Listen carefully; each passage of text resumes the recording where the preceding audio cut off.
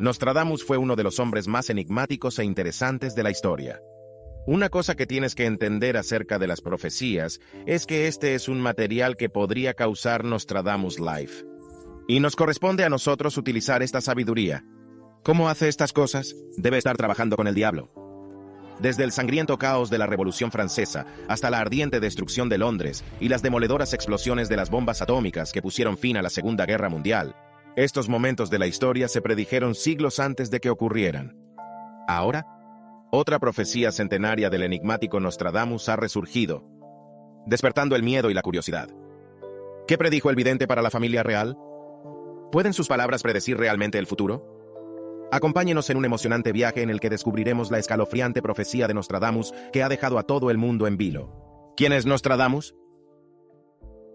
En los primeros años del siglo XVI, en la pintoresca ciudad de Saint-Rémy de Provence, nació un niño, Jaume de Nostredame, notario, y Rainier, nieta de un respetado médico. Este niño, Michel de Nostredame, crecería hasta ser conocido en el mundo como Nostradamus, un nombre que resonaría a través de los tiempos con un aire de misterio y maravilla profética. Los primeros años de Michel estuvieron llenos de la vitalidad de una familia numerosa, siendo uno de al menos 9 hijos. Su curiosidad e intelecto brillaron desde muy joven, y a los 14 años se embarcó en un viaje académico en la Universidad de Aviñón. Sin embargo, la implacable plaga que arrasó la región obligó a la universidad a cerrar sus puertas bruscamente, deteniendo su educación formal sin inmutarse. El joven Michel vagó por el campo durante 8 años, sumergiéndose en el estudio de las hierbas medicinales. Su viaje a través de campos y bosques, conocer a curanderos y sabios, cultivado un profundo conocimiento de las medicinas de la naturaleza. Estos conocimientos le servirían de mucho cuando más tarde, en 1529, se matriculó en la Universidad de Montpellier, que aspira a doctorarse en medicina. Destino. Sin embargo, tenía otros planes. El pasado de Michel como boticario, una profesión mal vista por la universidad, volvió a atormentarle. El procurador de los estudiantes, Guillaume Rondelet, lo expulsó. Sin embargo, la determinación de Michel era inquebrantable. Siguió ejerciendo como boticario, ganándose una reputación por sus remedios innovadores. Entre ellas, su famosa píldora de la rosa. Se creía que ofrecía protección contra la temida plaga que antaño había interrumpido sus estudios. En busca de consuelo y estabilidad, Nostradamus se instaló finalmente en Salon de Provence. Allí se casó con Anne Ponsard, una viuda rica. Su unión trajo un nuevo capítulo de felicidad al dar la bienvenida al mundo a 6 hijos. 3 hijas y 3 hijos. Nostradamus parecía tenerlo todo. Él y Anne tuvieron la suerte de poseer una parte del canal de Craponne, un notable proyecto diseñado por Adam de Craponne. Este canal pretendía traer agua del río Durance para regar las tierras áridas de Salon de Provence y el cercano Désert de la Croix. Con riqueza y una familia, Nostradamus tenía lo que muchos deseaban en aquella época. Todavía, a pesar de su aparente cumplimiento, sentía que le faltaba algo. El hombre que vio el fin de los tiempos. En medio de sus pruebas personales y sus esfuerzos profesionales, Nostradamus siguió buscando su propósito en la vida, y después de otra visita a Italia, un cambio comenzó a agitarse en su interior. El mundo de la medicina, que una vez había definido su propósito, se dio lentamente al encanto de lo oculto. Adoptar las tendencias populares de la época, escribió un almanaque para el año 1550. Fue en esta publicación donde latinizó por primera vez su nombre a Nostradamus, un nombre que pronto resonaría en la historia. El éxito del almanaque fue asombroso. Animado por este triunfo, Nostradamus decidió hacer de esto una empresa anual. A lo largo de los años, estos almanaques acumularon una impresionante colección de al menos 6.338 profecías y 11 calendarios anuales, cada uno a partir del 1 de enero. Su reputación se disparó, ya que nobles y personalidades de tierras lejanas buscaban sus horóscopos y consejos psíquicos. Nostradamus se embarcó entonces en su proyecto más ambicioso, un libro de 1000 cuartetas, escrito principalmente en francés. Estas cuartetas, lleno de profecías enigmáticas y sin fecha, se convertiría en su obra más famosa. Consciente de la posible oposición religiosa, ocultó hábilmente sus significados utilizando una mezcla de sintaxis vergilianizada, juegos de palabras y una mezcla de lenguas, incluido el griego, italiano, latín y provenzal. La publicación de las cuartetas de Nostradamus en su libro, Las Profecías, provocó un torbellino de reacciones. Los misteriosos versos suscitaron diversas opiniones. Algunos le tacharon de siervo del mal, un fraude, o incluso demente. Sin embargo, entre la élite encontró un importante número de seguidores. Una de sus más ardientes admiradoras fue Catalina de Médicis, esposa del rey Enrique, Gonda de Francia.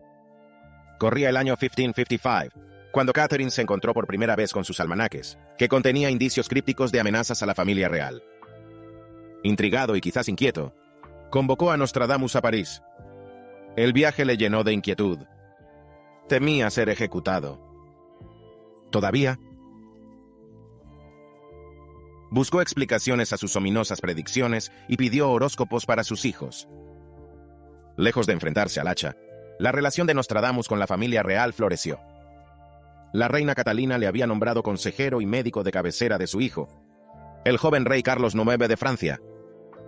A pesar de su favor real, la vida de Nostradamus no estuvo exenta de peligros. Algunos relatos sugieren que temía ser perseguido por la Inquisición por herejía, pero sus prácticas en profecía y astrología no solían atraer tales acusaciones.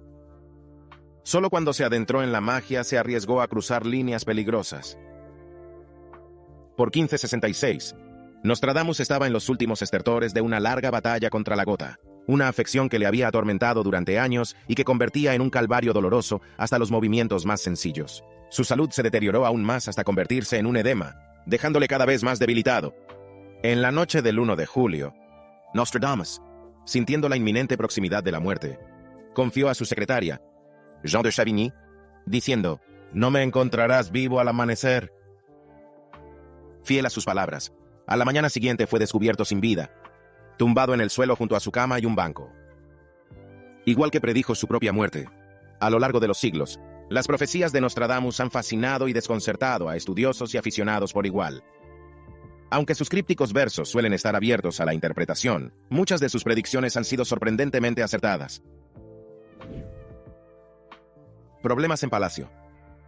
Apenas 20 meses después de ascender al trono tras el fallecimiento de la reina Isabel en 2022, el rey Carlos podría estar a punto de abandonar el trono tras diagnosticársele un cáncer de próstata. Los pormenores de su estado estaban envueltos en el secreto real.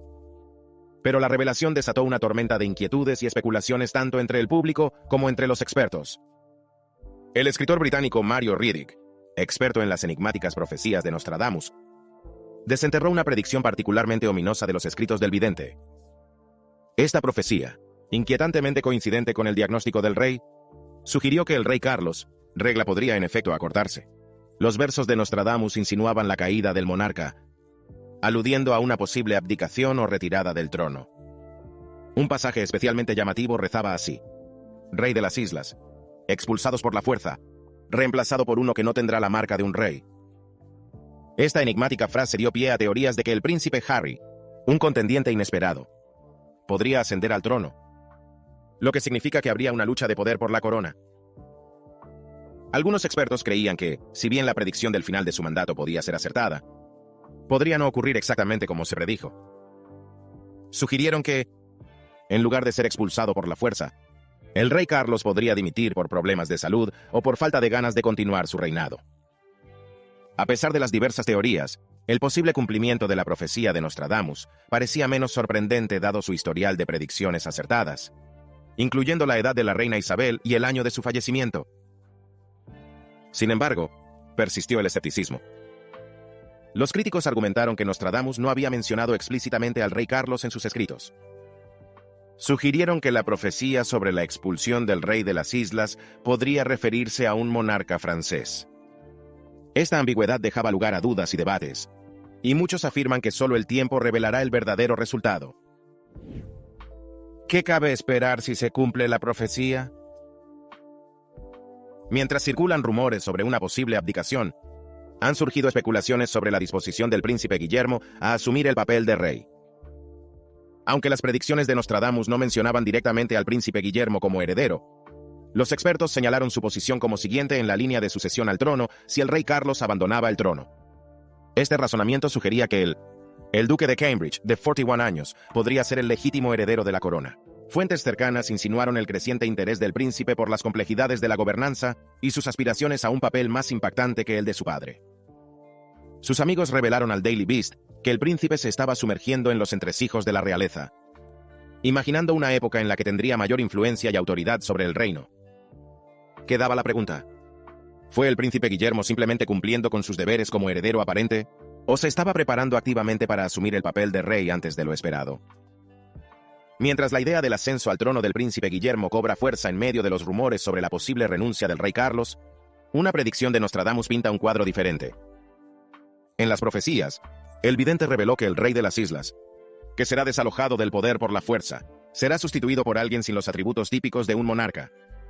Esta última parte ha desatado especulaciones generalizadas sobre la posibilidad de que el príncipe Harry ocupe el trono. A pesar de la inelegibilidad del príncipe Harry y de su retirada voluntaria de los deberes reales para llevar una vida más libre en Estados Unidos con su esposa, la actriz estadounidense Meghan Markle, la predicción de Nostradamus alimenta la especulación de que podría asumir inesperadamente el trono. El príncipe Harry se aleja de las normas tradicionales de la realeza, incluyendo casarse fuera de la familia real. Suscitó una gran polémica en los medios de comunicación y tensó la relación con su familia, notablemente, su padre.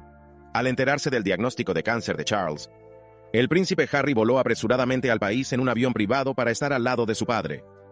Este repentino regreso confirma la predicción de Nostradamus de que alguien con características poco convencionales tomaría el relevo de Charles. El autor Mario Reading ha interpretado esta predicción como una alusión a la sorprendente posibilidad de que el príncipe Harry gobierne en el futuro. Aunque actualmente es poco probable, esta misteriosa previsión real ha suscitado diversas interpretaciones entre distintos grupos. La mayoría de los historiadores creen que aunque la abdicación de Carlos podría llegar a producirse, la idea de que el príncipe Harry se convierta en rey parece improbable. Dado que el príncipe Guillermo, que ha sido preparado para el trono británico toda su vida, es el siguiente. Otra facción especula con que la posible ascensión del príncipe Harry está ligada a la retirada forzosa del rey del trono, sugiriendo que los disturbios civiles en el país podrían llevar al rey Carlos a dimitir prematuramente, allanando el camino para la coronación de Harry en lugar de la de William. Si la predicción de Nostradamus sobre el príncipe Harry asumiendo el trono resulta ser exacta, marcaría un giro fascinante en la historia de la familia real. Pero aún así, más teólogos tienen una interpretación diferente. El fin de la familia real. Algunos teólogos sugieren que Nostradamus podría haber insinuado un cambio en el sistema de gobierno del Reino Unido. Las raíces de la familia real británica se remontan al siglo X, cuando los reinos de Inglaterra y Escocia se fusionaron a partir de pequeños reinos anglosajones y escoceses de principios de la Edad Media. Desde entonces, el sistema monárquico se ha establecido firmemente, que se remonta a siglos atrás. Sin embargo, se especuló con que la predicción de Nostradamus podría indicar un cambio en el sistema gobernante. La frase, alguien sin marca de rey haciéndose cargo del gobierno, podría implicar que alguien ajeno a la familia real pusiera fin a su reinado en el país. Si tal acontecimiento se produjera, el reinado del rey Carlos marcaría el fin del sistema monárquico y del gobierno de la familia real sobre el país. Siguiendo esto, un gobierno completamente democrático podría ocupar su lugar. A pesar de enfrentarse a numerosos retos en los últimos años, la mayoría de los expertos descartan la posibilidad de una revisión completa del gobierno del país. Argumentan que aunque Nostradamus pudo haber previsto la destitución del rey Carlos, estas profecías no sugieren necesariamente un cambio sistemático de gobierno en el Reino Unido. Esto se debe en parte a que los actuales monarcas ejercen un poder y una influencia considerables, sin una oposición sustancial capaz de echarles del gobierno. Sin embargo, sigue siendo incierto que pueda surgir oposición en el futuro. Solo el tiempo dirá si el rey Carlos será el último monarca del Reino Unido, o si hay más por venir. La Revolución Francesa. Hablando de la familia real perdiendo poder, el vidente predijo la caída de la familia real francesa. En sus palabras, dijo que, de la población esclavizada, canciones, y las demandas aumentarán, mientras príncipes y señores están cautivos en prisiones, que luego serán recibidas como plegarias divinas por idiotas sin cabeza. Podemos pensar en la población esclavizada como el tercer estado, el pueblo llano de Francia, que en su mayoría vivían en una terrible pobreza y se enfrentaban a muchos tratos injustos. En 1789 hasta finales de la década de 1790, en la Francia del siglo XVIII había mucha agitación social y política. Durante este tiempo, los ciudadanos franceses se alzaron furiosos contra un sistema que no reconocía la magnitud de su sufrimiento. Antes de que comenzara la revolución, los campesinos, clasificados entonces como siervos y atados a cierta servidumbre, se enfrentaban a elevados impuestos y duros aranceles impuestos por los terratenientes aristocráticos, el rey Luis XIV y su mimada reina Madame. Intentó aliviar de alguna manera la carga financiera de los franceses, cambiar ciertas leyes para beneficiar al campesinado e incluso organizar cenas públicas en el Palacio de Versalles. La monarquía no era ciega a las luchas del pueblo. Sin embargo, eran extremadamente miopes, hastiados de su propio privilegio e incapaces de abordar los principales problemas de sus súbditos. A pesar de lo amables que intentaron ser el rey y la reina, el resultado final era que Francia no podía ni alimentarse a sí misma, ni pagar su inminente deuda. Esta falta de concienciación les llevó a la ruina. La desconexión entre el fastuoso estilo de vida palaciego y la desesperación de los plebeyos se considera hoy una de las principales causas de la Revolución Francesa, junto con otros, perdiendo sus bien cuidadas cabezas. Pero no era la única razón. Agravado por una creciente conciencia e intelecto entre la clase media, que cada vez se sentían más frustrados por sus limitados recursos. Y entonces, por supuesto, estaban los americanos. El rey Luis XIV era un hombre previsor, entusiasmados por la Ilustración y dispuestos a abrazar el cambio liberal. Como resultado, apoyó la rebelión en las Américas, donde los colonos luchaban contra sus gobernantes británicos. Envió soldados, barcos y abundantes suministros para ayudar en la lucha por la liberación. A pesar de las buenas intenciones del rey, este apoyo debilitó a Francia política y económicamente, dos cosas que la nobleza francesa no estaba dispuesta a pagar con impuestos más altos. En un giro irónico, el rey Luis ayudó a los americanos a derrocar a su lejano rey británico, acumulando una enorme deuda en el proceso. Tras frustrar a los parlamentarios que buscaban un cambio significativo, finalmente, el rey Luis permitió a la nueva Asamblea Nacional redactar una constitución para ayudar a todos los miembros de la sociedad francesa, sin sobrecargar a ninguna clase específica. Pero mientras el rey parecía estar de acuerdo, armó en secreto su palacio. En respuesta, la Asamblea creó una Guardia Nacional para la autodefensa. El rey había unido al pueblo bajo la Asamblea Nacional, pero no consiguió el dinero de los impuestos de los ricos, no logró organizar su parlamento, y no controló el poder de la Guardia Nacional. En 1789, el pueblo francés decidió que ya estaba harto del gobierno aristocrático. Después de que una multitud enfurecida sacara por la fuerza al rey y a la reina de Versalles y los pusiera bajo estrecha vigilancia en el Palacio de las Tullerías, las cosas empeoraron. Una fuga fallida provocó más escrutinio por parte de personas que creían que la familia real no se preocupaba por su bienestar.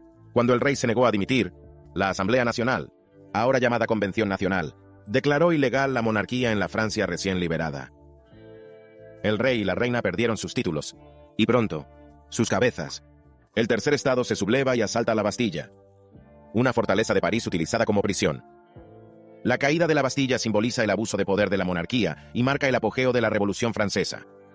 Los decididos campesinos tomaron rápidamente el control de París e impusieron sus exigencias capturando a los miembros de la realeza. La parte sin cabeza de la profecía se refiere a la guillotina. Aunque la Revolución Francesa fracasó finalmente en la consecución de sus objetivos, y a menudo se convertía en un caótico baño de sangre, la rebelión en sí sigue considerándose uno de los puntos de inflexión más significativos en la formación del mundo moderno. A lo largo de la historia, las personas han luchado con cuestiones de clase y privilegio. Frustrado y enfadado por las malas políticas económicas de la época, finalmente, los ciudadanos franceses se encargaron de desmantelar este sistema opresivo. Imaginaron un nuevo paisaje nacional para ellos.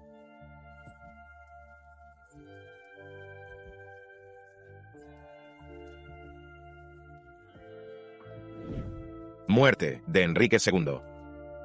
Las profecías de Nostradamus tenían una importante conexión con las familias reales de su época. En su libro de las profecías, descifró que un león joven derrotaría a un león viejo en una batalla en un campo de guerra en combate singular. Esta predicción, que parecía hacerse realidad, mejoró enormemente su reputación. En el verano de 1559, el rey de Francia celebró grandes bodas para su hija y su hermana, con un gran torneo para celebrarlo. Rey Enrique II, queriendo mostrar sus habilidades como guerrero, desafió al renombrado conde de Montgomery a un combate singular. Durante su justa con lanzas romas, la lanza de Montgomery se rompió, y la punta afilada atravesó la hendidura del ojo del casco de Enrique II, atravesándole el ojo. Después de 10 días de dolor insoportable, Henry murió. A todos, incluyendo Montgomery, que tuvo la mala suerte de haber matado al rey, atribuyó a Nostradamus la predicción del acontecimiento, a pesar de la ambigua redacción de la profecía. Se sacará los ojos en una jaula de oro. 2 flotas una. Entonces muere una muerte cruel. La profecía contenía detalles interesantes. El león joven y el león viejo llevaban escudos blasonados de leones. Conde Montgomery, más joven que el rey, encajan en la descripción del joven león. Aunque el torneo no pueda calificarse estrictamente de campo de guerra, tuvo lugar en el Campo de Marte de París, que significa campo de guerras, haciendo referencia directa a la ubicación. Lo más importante, la reina creía que Nostradamus había previsto el destino de su marido con más exactitud que cualquiera de los 30000 astrólogos de París, convirtiéndolo en su favorito. El ascenso de Napoleón al poder. Nostradamus no solo predijo la muerte de un rey, sino también el ascenso de otro hombre poderoso. En su obra, Las Profecías, escribió versos crípticos que parecen predecir acontecimientos importantes, incluyendo uno que dice: Pau, ne, Loron, más fuego que sangre. Nadando en alabanzas, el gran hombre se apresura hacia la confluencia. Rechazará la entrada a las urracas. Pampón y Durance los confinarán. En un principio se pensó que Pau, Ney y Lorraine eran referencias directas a 3 ciudades de Francia. Sin embargo, Nostradamus era conocido por su uso de anagramas y juegos de palabras, reordenando las letras de estas ciudades, deletrea Napoleón Roy, pareciéndose a Napoleón el Rey en francés. La frase, más fuego que sangre, se ha interpretado como un guiño a los humildes orígenes de Napoleón, sugiriendo que su ascenso al poder estaría marcado por una ardiente ambición, en lugar de noble linaje. En 1799, Napoleón Bonaparte se hizo con el control de Francia mediante una serie de maniobras políticas. Francia se vio envuelta en conflictos con varias naciones, incluida Gran Bretaña, Rusia, Austria y otros. A pesar de reveses como la pérdida de su flota en la batalla del Nilo, Napoleón consiguió establecer su influencia en Egipto, interrumpiendo las rutas comerciales británicas y expandiendo su propio poder. Mientras tanto, el descontento se fue gestando en Francia a medida que el directorio, el gobierno en el poder, se enfrentó a críticas por su ineficacia y por la grave situación económica del país. Sintiendo una oportunidad, Napoleón regresó a Francia en medio de la agitación política y forjó alianzas con figuras clave como Emmanuel Joseph Sieyès, un destacado pensador político, y otros que compartían su deseo de cambio. El 9 de noviembre, 1799, se desarrolló el golpe orquestado por Napoleón y sus aliados. Con el pretexto de proteger al gobierno de un supuesto complot jacobino, las fuerzas de Napoleón aseguran lugares clave y presionan a los órganos legislativos para que disuelvan el directorio. En su lugar, se formó un nuevo gobierno, con Napoleón posicionado como uno de los 3 cónsules. El golpe dentro del golpe de Napoleón consolidó su control del poder, allanando el camino para una mayor consolidación de la autoridad. A pesar de su colaboración inicial con Cass, Napoleón maniobró para afirmar su dominio, posicionándose en última instancia como el líder de facto de Francia. La referencia a la denegación de entrada a las urracas coincide con las acciones de Napoleón contra 2 papas sucesivos, Pío VI y Sepe, a los que detuvo durante su reinado. Estos acontecimientos, aparentemente predicha por Nostradamus siglos antes, demostró lo poderosa que era la vidente. Otras impactantes profecías de Nostradamus. Además de sus predicciones sobre política y realeza, Nostradamus también predijo algunos tristes acontecimientos que se hicieron realidad en nuestra época. Una de esas profecías se refiere a la bomba atómica. En su libro, escribió: "El dardo celestial extendió su curso, muerte al hablar. Un gran logro. La nación orgullosa abatida por la piedra en el árbol. Los rumores sobre un humano monstruoso traen la purga y la expiación". Muchos años después, en agosto de 1952, los Estados Unidos lanzaron 2 enormes bombas sobre Japón, en Hiroshima y Nagasaki. Estas bombas eran diferentes a todo lo visto anteriormente y causaron una inmensa destrucción. Algunos dicen que este acontecimiento marcó el final de la Segunda Guerra Mundial. Las personas que sobrevivieron a las explosiones de la bomba sufrieron mucho a causa de la radiación, y muchos murieron. La mención de Nostradamus a una piedra en el árbol podría describir la forma de la enorme nube que se elevó sobre las ciudades tras la explosión de las bombas. También podría significar algo como una bomba, que es como una piedra, apareciendo inesperadamente donde no debería, en el cielo o cerca de los árboles.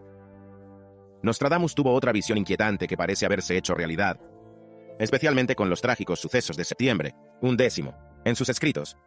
Dijo: "El cielo arderá a 45 grados. El fuego se acerca a la gran ciudad nueva. Por el fuego, destruirá su ciudad. Con un corazón frío y cruel, la sangre se derramará. Sin piedad". En aquella fatídica mañana del 11 de septiembre, 2001, aviones tomados por terroristas se estrellaron contra las Torres Gemelas del World Trade Center de Nueva York.